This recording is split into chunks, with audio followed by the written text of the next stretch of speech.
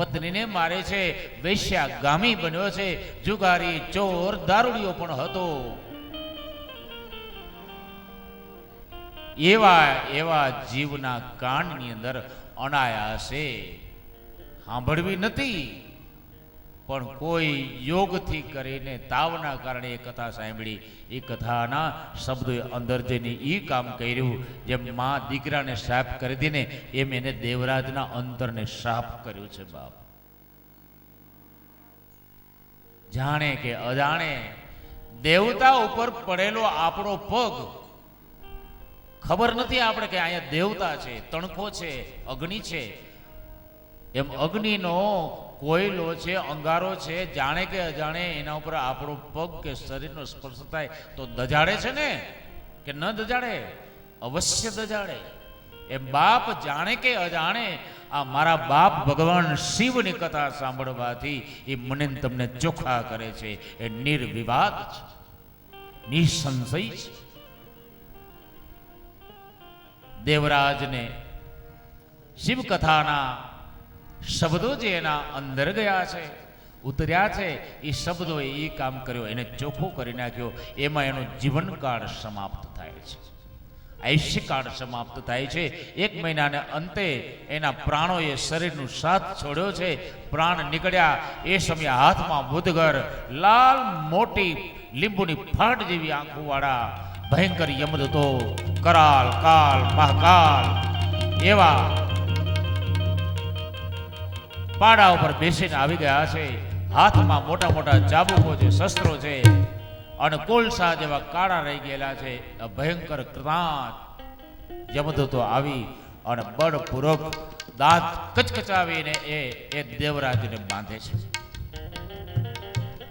હાલવાની તૈયારી કરે છે. ત્યાં હું બન્યું, ઘંટા વાગતી હોય ને, ઘંટા મંદિરમાં પૂજારી આરતી કરતા હોય અને ઘંટા વાગતો એનો અવાજ કેવો હોય? આમ ટંકોરી વાગતી હોય ને એવો અવાજ આવવો માંડ્યો.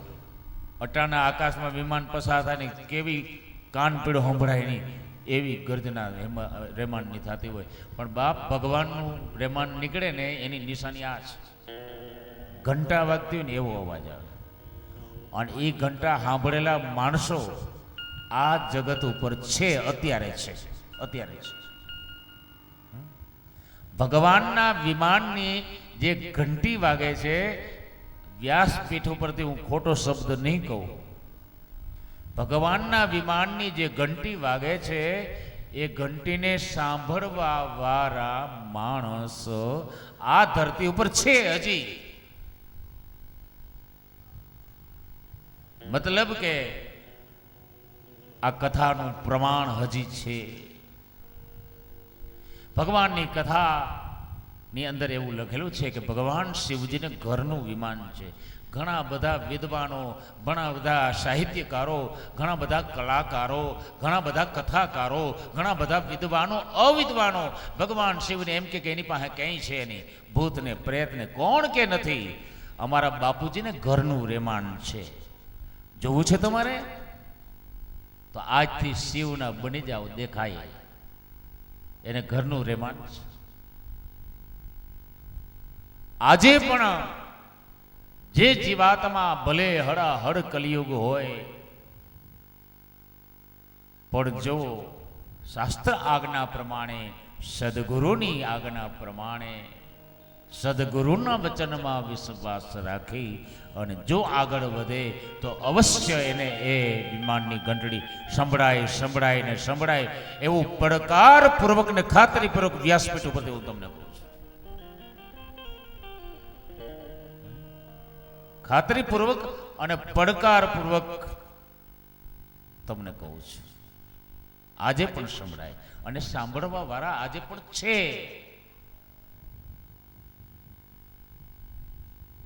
તો એ દેવરાજને બાંધીને યમદૂતો એને લઈ જવા તૈયાર, એટલામાં બાપુજીએ શિવલોકમાંથી વિમાન મોકલ્યું છે. એ વિમાન ઘંટાની અવાજ જેવી અવાજ કરતું આવે છે અને એના આમ આમ ક્રોસ જેવું નહીં પણ ગોળ રેમાન હોય છે, ગોળાકાર. કોઈ લંબ ગોળાકાર છે, કોઈ ગોળાકાર છે. ભગવાનના વિમાનો.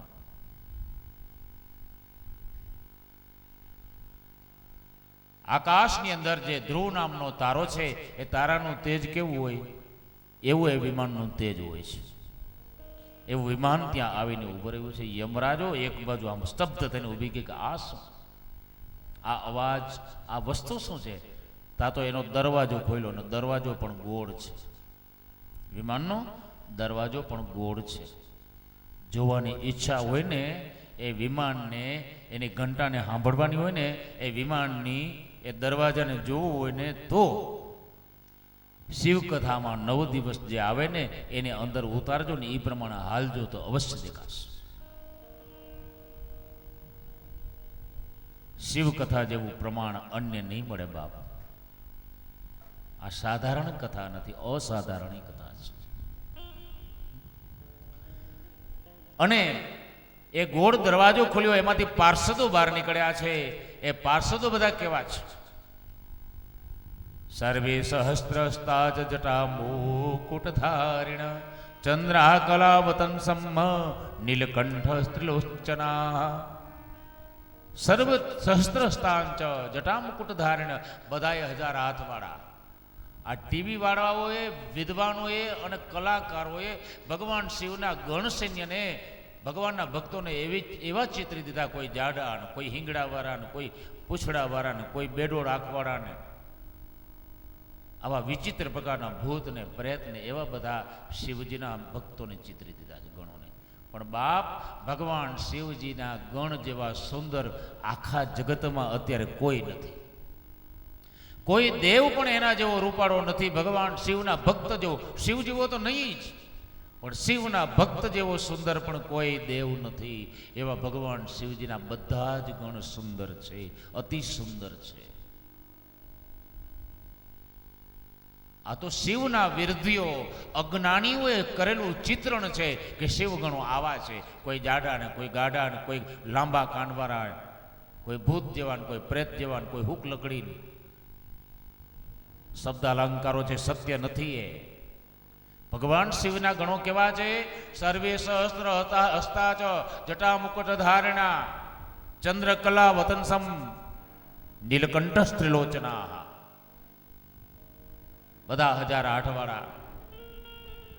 સર્વે સહસ્ત્ર હસ્તા ચ, જટા રૂપી મુકુટને ધારણ કરતા, અતિશય સુંદર ગૌર વર્ણા. કેવા વર્ણા?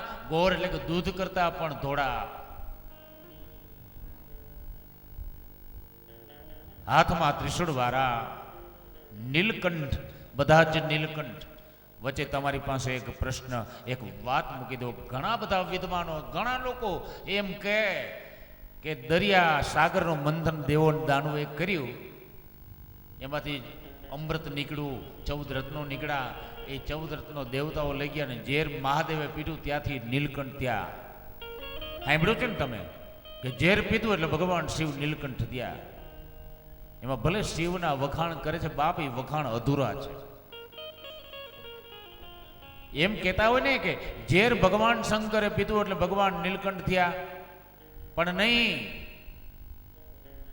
ઝેરની એવી કોઈ તાકાત નથી કે ભગવાન શિવના કંઠને નીલ કરી શકે. અહીં શબ્દ શું લખ્યા છે શિવકથામાં કે સર્વે સહસ્ત્ર હસ્તાચ જટા મુકુટ ધારણ્ય ચંદ્રા કલબ વતાન સમજો નીલકંઠ સ્ત્રીલોચના. ભગવાન શિવના ભક્તો પણ નીલકંઠ છે. એને કોઈ ઝેર નથી પીધું છતાંય નીલકંઠ છે. પણ નીલકંઠ ભગવાન શિવ હોવાનું કારણ બીજું છે, ઝેર નહીં. સમય હશે આવતા દિવસોમાં, ત્યારે એના ઉપર આપણે ચર્ચા કરશું કે નીલકંઠ શા માટે છે. નીલકંઠ થવાનું પાછળનું કારણ ઝેર નથી. ઝેરની એવી કોઈ તાકાત નથી કે પરમાત્મા શિવને અસર ઉપજાવી શકે. ઝેરની એવી કોઈ તાકાત નથી. એ બધા ગણો એવા અતિ સુંદર ઉતર્યા છે અને કંઈ કયા વગર સીધા યમદૂતોની પાસે જઈને કહેવા લાગે આ જીવને છોડી દો. દેવરાજને પકડો તો ને, એને મૂકી દો. ત્યારે યમુના દૂતો હાથ જોડીને કહે કે માતમ આવો, તમારા જેવાય આનો સ્પર્શ ન કરવો જોઈએ. આ તો દારૂડિયો છે, આ પાપી છે. અને માને મારી, બાપને માર્યો, પત્નીને મારી, આ જુગાર રમ્યો, વૈશ્યાગામી, આને છોડી દો. ભગવાન શિવના દૂતો કહે છે કે તમે જડ બુદ્ધિના છો, તમે ભગવાન શિવના સૂક્ષ્મ ધર્મોને ન જાણી શકો, આને છોડી દો. નહીં. ત્યારે ભગવાન શિવજીના દૂતોએ માર માર્યો છે. યમના દૂતોને માર મારીને ભગાવી મૂક્યો અને ઓલાને જૂટવી લીધો છે જીવાત્માને. કયો? દેવરાજ. એને વિમાનમાં બેસાડ્યો ને, જ્યાં વિમાનમાં બેસાડ્યો તો એ દેવરાજ પોતે પણ જટાધારી અને ગૌરવર્ણનો હાથમાં ત્રિશૂળ વાળો બની ગયો. ભગવાન શિવના પાર્ષદ જેવો બની ગયો.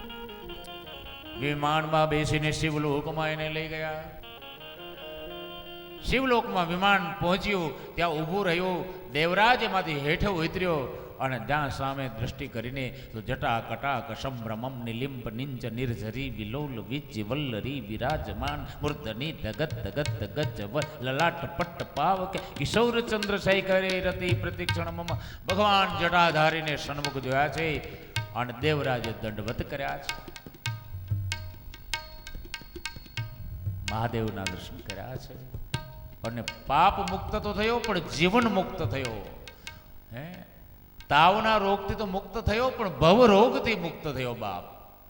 હે, ભવો ભવની ભૂખ એની ભાંગી ગઈ, ભવનાથ મળી ગયા એને. આમ કહેતા કહેતા શુદ્ધિ કહે છે કે ધન્ય છે શિવ કથાને કે આવો પાપી દેવરાજ માતૃ પિતૃ વધુ હંતા વૈશ્યગામી ચ મદ્યપ દેવરાજો દ્વિજસ્તત્ર મુક્તો ભવત ક્ષણા. શિવકથાને ધન્ય છે કે માત્ર અજાણતા શિવકથાનું જેણે શ્રવણ કર્યું, તાવના કારણે અને એ કારણે એને કેવું સુખ મળ્યું, હે, કેવો અમલ મળ્યો કે એ અમલ ઉતરે નહીં બાપ, એવું અમલ એને મળી ગયું. તો જેને અજાણતા કથાને સાંભળે છે અને જાણતા કથાને સાંભળે તો એને શું મળે, હે, એ કહેવાની વાત નથી. ઋષિ મુનિઓ બધા કથા સાંભળી ખુશ થયા. હજી સુધી મારે અમને કંઈક બતાવો, એવો કોઈ બીજો ઇતિહાસ. અમારું મન પરમાત્માની કથા અને એના મહિમાને સાંભળતા તૃપ્ત નથી થતું, બતાવો. સુતજી મહારાજ કહે છે કે અવશ્ય, જો તમને સાંભળવાની ઈચ્છા છે તો હું અવશ્ય એ કથા કહીશ. જેમ દેવરાજ મુક્ત થયો ને એ સમુદ્ર પાસે એનું કિરાત નામનું નગર હતું ને, એમ એક જગ્યાએ સમુદ્ર પાસે બાષ્કલ નામનું ગામ રહેલું છે. બાષ્કલ નામનું ગામ, ત્યાં ચારે ચાર વર્ણના લોકો રહે, બ્રાહ્મણ, ક્ષત્રિય, વૈશ્યો અને શૂદ્ર. ત્યાં પણ એક બ્રાહ્મણ પરિવાર રહે છે. બે માણસ છે બ્રાહ્મણ પરિવારમાં, માતા પિતા સ્વર્ગે સિધાવી ગયા. બ્રાહ્મણનું નામ છે બિદુંગ અને એની પત્નીનું નામ છે ચંચુલા.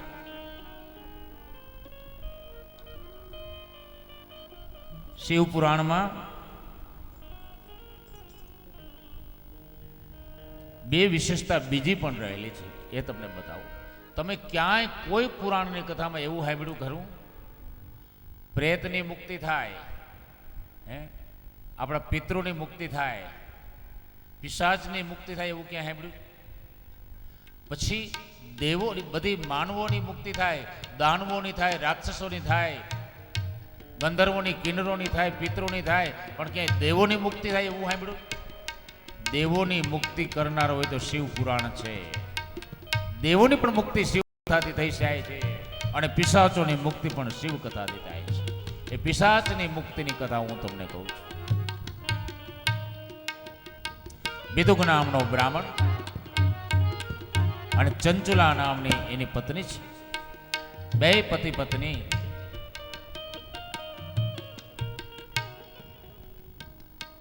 નિસંતાન રહેલા એવા દિવસ નિર્ગમન કરે છે. જેના ઘરમાં વેદ મંત્રોના ગાન હતા, ગાયત્રીનો ગુંજારવ હતો, ભગવાન શિવનું ભજન જેના કુળમાં થતું એવો એ બિદુંગ બ્રાહ્મણ માર્ગચ્યુત થયો.